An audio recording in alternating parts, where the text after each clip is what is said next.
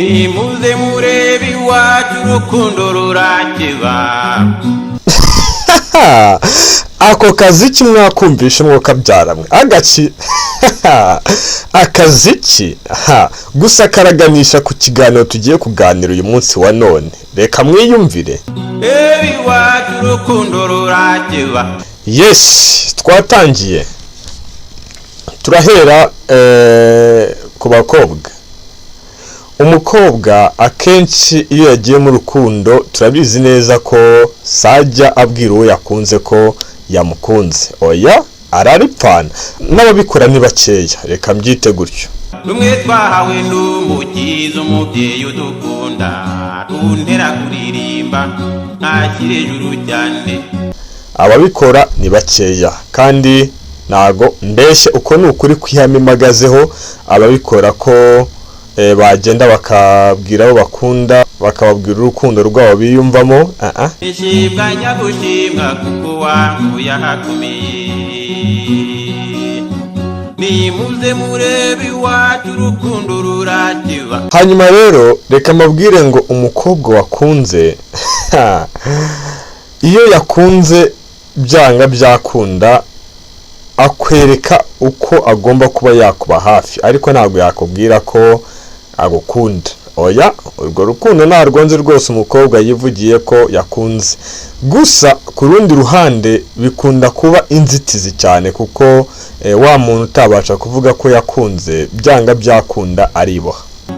Muze murebe iwacu urukundo rurakeba, rumwe twahawe n'umukiza umubyeyi udukunda, runtera kuririmba ntakire ejuru cyane.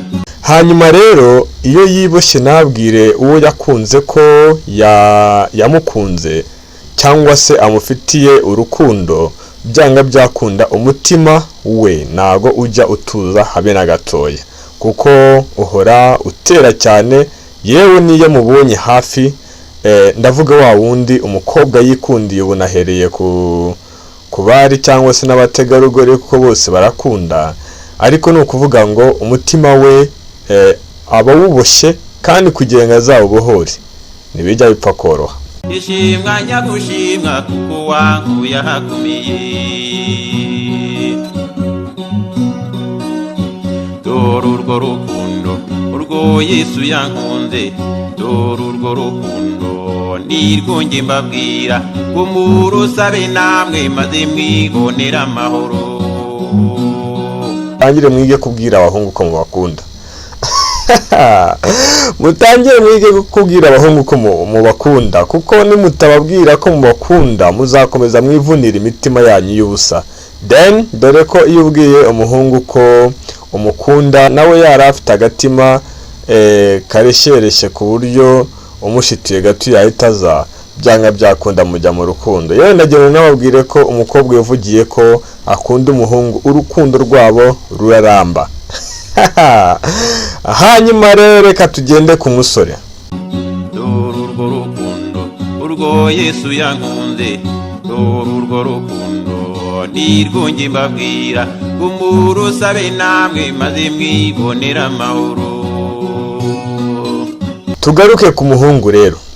Umuhungu iyo yakunze yakora igishoboka cyose kugira ngo akwereke umutima mwiza ukunda. Nari narazimiye nagira ukuntarura, nari narazimiye nagira ukuntarura, nuko uwo mwama ndebye urukundo ruramusaba niko kumpamagara, ngwino ujye mu bandi numva umunezero ntagira kuririmba. Yewe musore unyumva muri aka kanya, ubu twagiye ku nkuru y'urukundo, ndagira ngo mubwire ko iyo utaripfanye nyabuna ngo ubwire wa mukobwa wikundiye ko umukunda baramugutwara. Iyo wagutwaye wa mukobwa byanga byakunda ukazagira aho ngaho ugatinyuka kumubwira ko umukunda, ndakurahiye ntago uba ukimubonye kuko uba waratinze kumubwiza ukuri. Iyo yihitiye mu ndi rero kugira ngo umufatishe biragora. Ishimwa nyagushimwa kuko wankuye ahakomeye, nari narazimiye ntagira ukuntarura, nari narazimiye ntagira ukuntarura, kuko uwo mwama ndebye urukundo ruramusaba, niko kumpamaga ngwino ujye mu bandi, ndumva umunezero ntangira kuririmba. Ubwo icyo nababwira nanasoza ndagira mbabwire ko mwige kuvugira ku gihe, ko umutima wanyu wo wakunze amenye ko umutima wakunze. Mwige kubwizanya ukuri. Ndagira mbabwire ngo urukundo ruraturanga, ni ingenzi kuri twebwe, kandi urukundo ni umuco, haba mu bantu cyangwa se no kuri buri kiremwa cyose. Aha god buri kiremwa cyose kirakunda abavandimwe, ariko abantu bo n'umwihariko. Rero mubwire abasheri banyu ko mubakunda kandi mubabe hafi, mukomeze mubakurikirane 5 kuri 5, mubahoza amarira, bahorane akanyamuneza. Bye bye, ndabakunda cyane, nanjye 100%.